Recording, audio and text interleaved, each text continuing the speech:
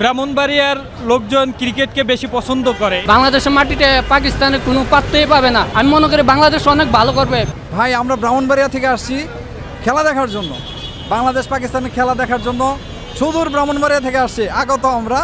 আমাদের জন্য এবং বাংলাদেশের জন্য আপনারা দোয়া করবেন যাতে আজকের এই খেলায় বাংলাদেশ চ্যাম্পিয়ন হয়, সেই শুভকামনায় এখন খেলা দেখতে যাব।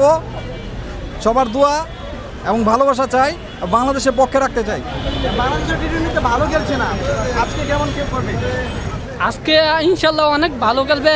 এই পাকিস্তানে গিয়ে আমাদের হোয়াইট ওয়াশ করে দিছিল, আজকে সে প্রতিশোধটা নিবে বাংলাদেশ ইনশাল্লাহ। আর একটা কথা বলতে চাই, ব্রাহ্মণবাড়িয়া হইলে বাংলাদেশের একটা ব্র্যান্ড, মানে ব্রাহ্মণবাড়িয়ার নামটাই একটা ব্র্যান্ড। আমি আর কিছু বলতে চাই না।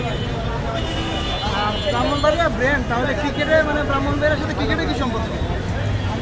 না, ব্রাহ্মণবাড়িয়ার সাথে ক্রিকেটের তেমন সম্পর্ক নাই, কিন্তু ব্রাহ্মণবাড়িয়ার লোকজন ক্রিকেটকে বেশি পছন্দ করে, এজন্য ব্রাহ্মণবাড়িকে ক্রিকেট ব্র্যান্ড বলা হয়।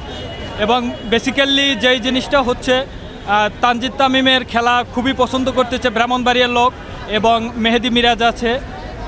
বর্তমানে লিটন দাস ফর্মে ছিল না, বর্তমানে আবার লিটন দাসের ফর্মটা ফিরে আসছে।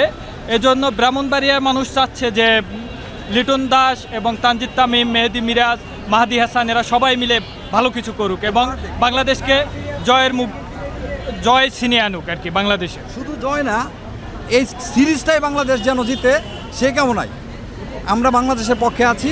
ব্রাহ্মণবাড়িয়ার যত জনগণ আছে, ব্রাহ্মণবাড়িয়া এলাকার যা আছে, সবাই আমরা বাংলাদেশের পক্ষে আছি এবং পাকিস্তানকে এই সিরিজ থেকে একেবারে মানে জিরো করে আমরা চাই নতুন আরেকটা বাংলাদেশ, নতুন বাংলাদেশে নতুনভাবে আমরা বাঁচতে চাই। ধন্যবাদ। কি মনে হয় যে পাকিস্তানের তো বাবর আজম, রিজওয়ান, শাহিন শাহ আফ্রিদি তারা আসে নাই, বাংলাদেশের জন্য এটা বড় সুযোগ কিনা? না, বাংলাদেশে যে টিমগুলো আসছে, বাবর আজম, রিজওয়ান, এগুলোর চেয়ে অনেক ভালো টিম আসছে, ব্যাটার অনেক ভালো। টি-20 ফরম্যাটে যেগুলো মেন দরকার ওইগুলোই এসেছে। কিন্তু আমি মনে করি বাংলাদেশের মাটিতে পাকিস্তানের কোনো পাত্তই পাবে না। 3-0 পাকিস্তান হারবে। পাকিস্তানের দেশে নিয়ে আমাদেরকে হোয়াইট ওয়াশ করেছিল।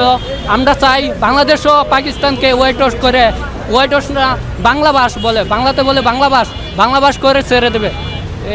এটুকুই বলতে। মিরপুরের মাঠ বলে কি একটু বাড়তি প্রত্যাশা কিনা? আমার কাছে মনে হয় মিরপুরের মাঠে এখন 180 প্লাস 200 রান হতে পারে, কিন্তু আগের মতো মিরপুরে আগের চেয়ে পিচ অনেকগুলো ভালো ব্যাটিং পিচ আছে।